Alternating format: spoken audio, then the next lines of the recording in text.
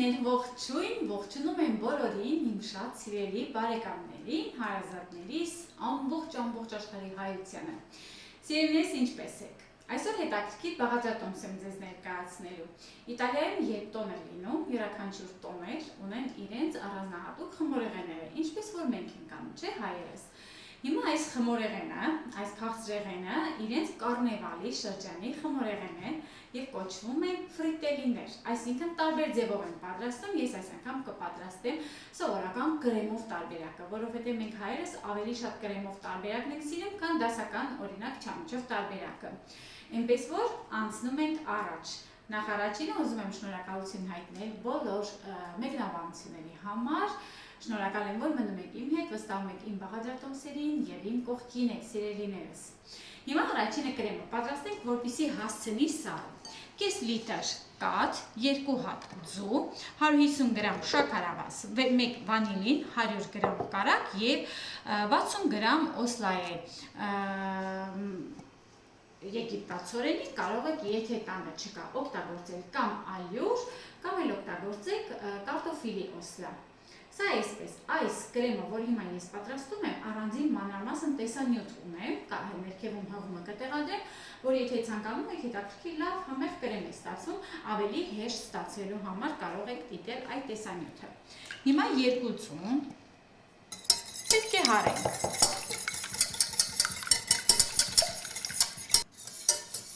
Հարելուց հետո ավելացնում ենք շաքարավազը, կրկին պետք է լավ խառնենք, ավելացնում եմ օսլան,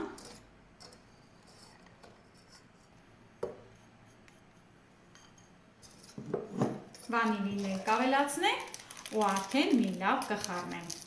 Սիրելիներ, կաթը սառը վիճակում է։ Կարող եք էփած, չեփած, խանութի կաթ, տնական կաթ, ընտրեք ցանկացած։ Ու մի լավ խառնում ենք կրկին։ Երբ որ համոզում ենք, որ լավ խառնել ենք, կարող ենք ավելացնել կաթը։ Կես լիտր կաթ ունենք։ Մի փոքրիկ ավելացնեմ, լավ խառնեմ։ Հետո էլ մնացածը։ Եվ դնում ենք կրակին, մարմանդ կրակին ենք դնելու, հանգիստ տեպելու ենք ու անընդմեջ խառնելու ենք։ Ընթացքում գդալը կփոխեմ, որպեսզի անկյունները ավելի լավ խառնվեն։ Դնում ենք կրակին, ցածրացնում ենք կրակը եւ խառնելով անընդմեջ գեղեցիկ շարունակում ենք եփել կրեմը։ Այ տեսեք, ես ուղղակի կողքը կանգնած, այսպես խաղալով, գդալը արդեն փոխել եմ անկյունները հավաքելու համար, որովհետև օսլան անկյունները կարող է հավաքվի ու հետո գնդիկներ ունենա կրեմի մեջ։ Այսպես խառնում եմ։ Այ տեսեք, արդեն թանձրում է, նորից գդալս փոխեցի, որպեսզի արագ խառնեմ արդեն, ոչ թե խաղալով, այլ արագ, որովհետև ինքը թանձրում է։ Օսլայով կրեմները, սիրելիներս, երբ որ թանձրում է, պետք է կրակը անջատել, երկար չենք եփում, որովհետև հետո հատկություն ունի նորից ջրի կանալու։ Տեսեք, որքան փայլուն գեղեցիկ կրեմ ենք ստացել։ Կրակից արագ վերցնում եմ, տաք վիճակում ավելացնում եմ 100 գրամ կարագ, այսպես,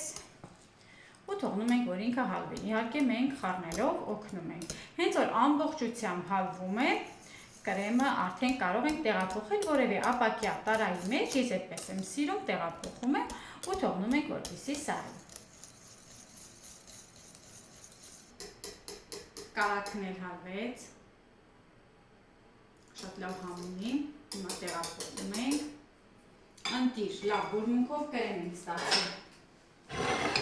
Այսպես տեղափոխում եմ տարայի մեջ,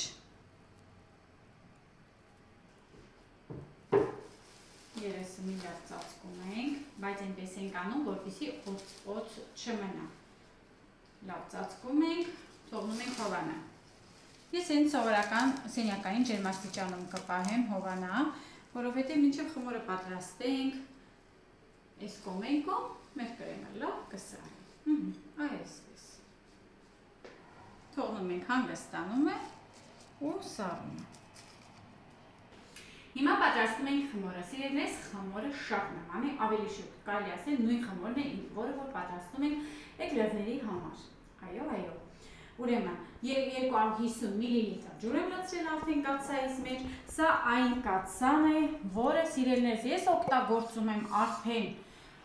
կլինի 12 տարի, որ օգտագործում եմ, իսկ իմ ալիքում, երևի իմ ալիքը կա 5 տարի է, չգիտեմ արդեն քանի տարի է, որ իմ ալիքը կա, որ ես միշտ օգտագործում եմ այս կաթսան ու այնպիսի հարիշներով եմ հարում, որ ինքը չի փչանում։ Այն ունի այնպիսի հատակ, այնպիսի մակերեսով է պատված սիրելիներս, որ ինքը չի փչանում։ Հետևորդներիցս մի քանի հոգի անընդհատ միշտ ասում են ափսոզեկը փչանա, ես ավելի շատ եմ մտածում իմ իրերի մասին։ Իհարկե ես այնպիսին չեմ, որ օգտագործեմ ու տանեմ դեմ, դուք էլ եք տեսնում, որ ես միշտ սա օգտագործում եմ։ Սիրելիներս, մի անհանգստացեք, այն լավ որակ ունի ու ընդհանրապես չի փչանում։ Դա այդպես։ Որ ասեցի, արդեն եթե ինքը դիտում է, լավ էլ իմացավ ու մասին է խոսքը, որովհետև անընդհատ նույն բանը ասվում է։ Հիմա անցնում ենք առաջ։ 250 մլ ջուր է, ունենք այստեղ 150 գրամ ալյուր, նույն բաժակով է, 250 մլ-անոց բաժակով է և ունեմ կարակ, 100 գրամ կարակ։ Ջուրը դնում ենք գազօջախին, կարակն էլ հենց միանգամից ավելացնում եմ, որովհետև պետք է ջրի մեջ հալվի, հետո նոր ավելացնենք ալյուրը։ Ես այստեղ կարակին կօգնեմ, որպեսզի ավելի հեշտ հալվի, կարող եք ավելի փոքր կտորների կտրել։ Երկու տեսակ կարակ ունեի տանը, մեկը 82%-անոց էր, մեկը սովորական ճաշ եփելու կարակներից էր։ Խմորի մեջ խնդիր չկա, հենց այսպես օգտագործում եմ։ Բայց կրեմների մեջ ես միշտ օգտագործում եմ ամենաբարձր որակի, բարձր յուղատվություն ունեցող կարակը։ Կարակը հալվել է, մի փոքրիկ, մի պտղունց աղ ենք անում և անմիջապես, որովհետև արդեն ջուրը սկսում է լիանալ, ավելացնում ենք ալյուրը ու արագ խառնում ենք։ Ամենահեշտ խմորներից մեկն է, իմ համար համենայն դեպս ամենահեշտն է։ Շատ արագ պատրաստվող, շատ հեշտ։ Հիմա այնքան եմ այսպես խառնելու, որ պետք է ստացվի չոր խմոր։ Պետք է կրակին լավ չորացնենք։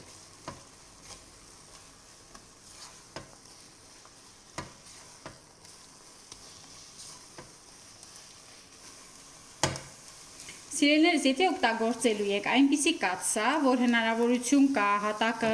մի փոքրիկ փառ կապի, որ հասկանաք արդեն բավական է, որքան որ չորացրել եք խմորը, ավելի լավ։ Իսկ այս հիմիկվա ժամանակակից կաթսաները, որ ունեն քիմիական, կարելի է ասել, որևէ պատյան, ու թույլ չի տալիս, չէ, որ անտիադերենտ է կոչվում, թույլ չի տալիս, որպեսզի խմորը կպչի, այնպես որ ես աչքաչափով կչորացնեմ։ Որքան լավ չոր լինի, այնքան լավ է ստացվելու խմորը, դա ես ձեզ երաշխավորում եմ։ Որովհետև շատերը, որ ասում են, ես նույն ձևով արեցի, ջրիկ ստացվեց, կամ այս կոմենքով, դա նշանակում է լավ չեք չորացրել խմորը։ Վերջ, սիրելիներս, հիմա հենց տաք վիճակում ես կտեղափոխեմ հարիչի։ Այսպես, տաք վիճակում լցնում ենք հարիչի մեջ, որովհետև հենց հարիչի մեջ էլ պատրաստելու ենք, հենց տաք վիճակում էլ ավելացնելու ենք ձու։ Մեկ-մեկ ավելացնում ենք ու արագ հարում ենք։ Սիրելիներ, հերթով ավելացնում ենք ձուն և սկսում ենք հարել։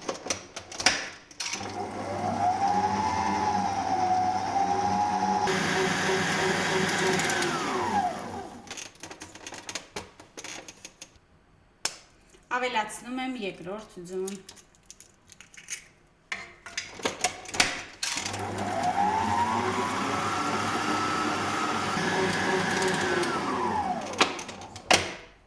Ավելացնում եմ երրորդ ձուն։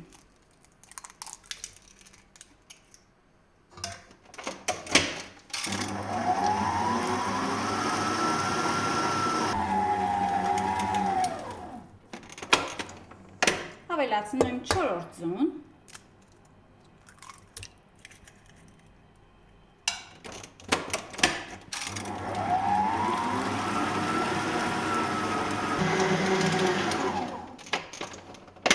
Քանի որ խմորը դեռ ահավոր պինդ է, ավելացնում եմ 5-րդ ձուն։ Դե իհարկե կախված է, թե ինչ չափով ենք չորացրել խմորը եւ ինչ չափի է ձուն։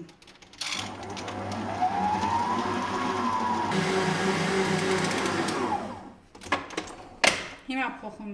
փորձում եմ խմորի թանձրությունը, որպեսզի հասկանամ, թե ինչ թանձրությունն ունի, շատ թանձր է, դեռ պինդ վիճակում է, ավելացնում եմ եւս 1 ձուն։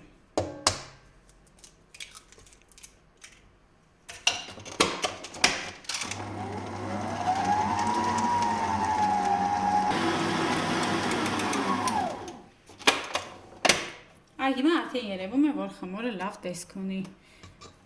Այ տեսեք, արդեն ոչ շատ ջրիկ,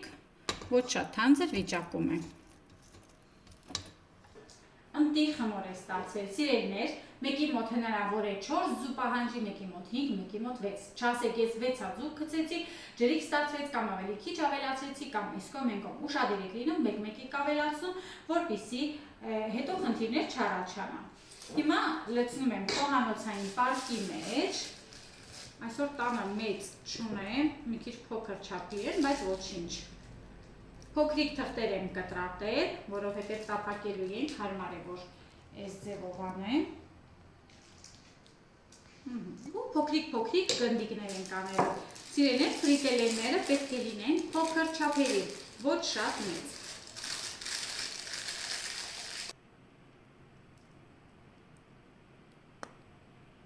Այսպես։ Մոտավորապես աչքաչափով։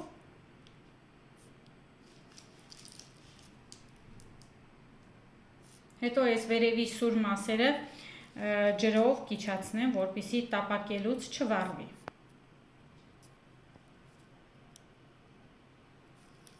Քանի որ խմորը շատ ջրիկ չի, ինքը լավ պինդ վիճակում է, այդքան էլ հեշտ չի։ Այս գործողությունը կատարելուց հետո անհոտ ձեթ ենք տաքացնելու,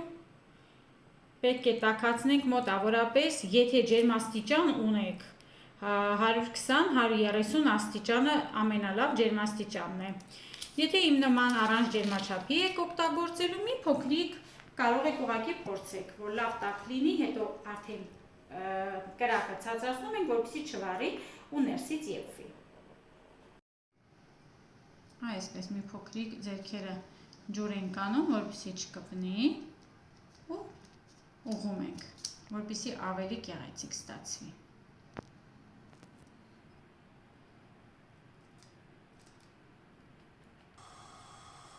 Սկսում ենք տապակել։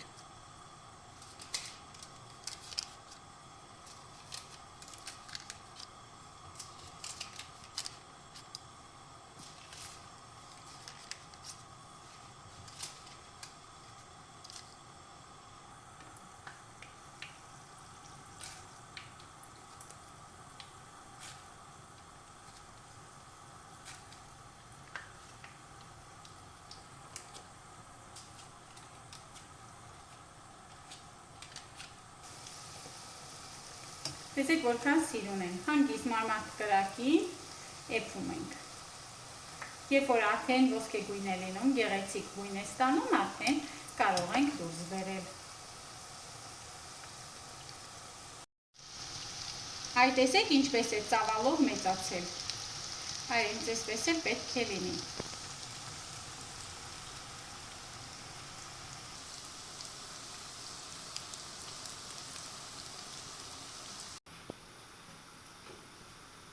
Այնպիսի հետաքրքիր բուրմունք ունի, կարծես թե ձվածեղ ենք պատրաստում, որովհետև գիտեք, իգրերի խմորը ձու է ու ձվի հոտ է գալիս։ Տապակելու շատ հետաքրքիր անուշ բուրմունք ունի։ Այ տեսեք, որքան գեղեցիկ է։ Կարելի է ասել, արդեն 2-3 վայրկյանից դուրս կբերեմ, գեղեցիկ գույն է ստացել արդեն։ Հիմա հերթով հանում եմ ու հաջորդ փոքրիկ գնդիկներին ենք ուղարկում ձեթի մեջ տապակվելու։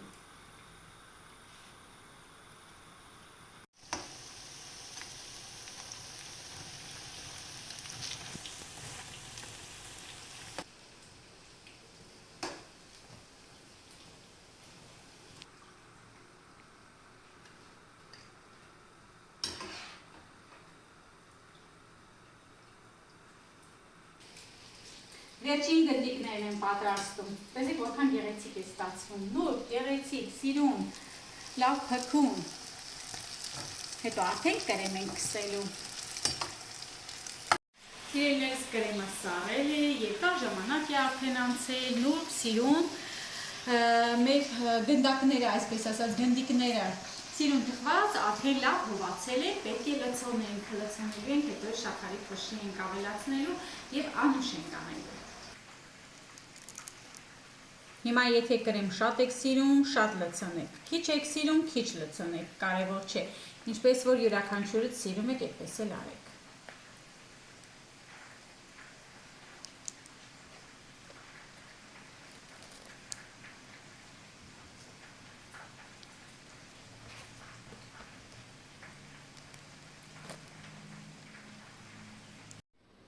Մեր սիրուն պոպուշ ֆրիտելեները պատրաստ են։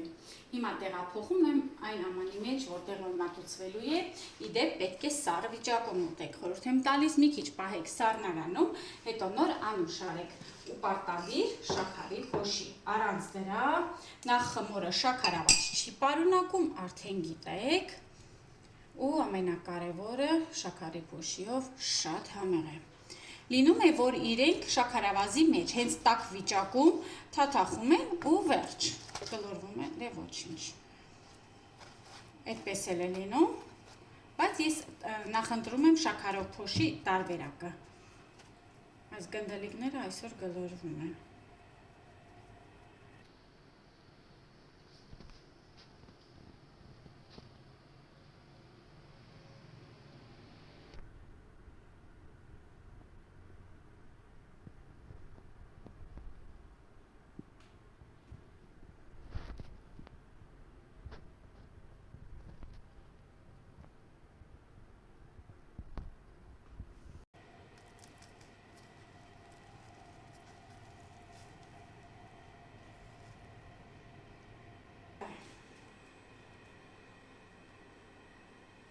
Այս ինչ լավ տեսք ունի, սիրելիներս,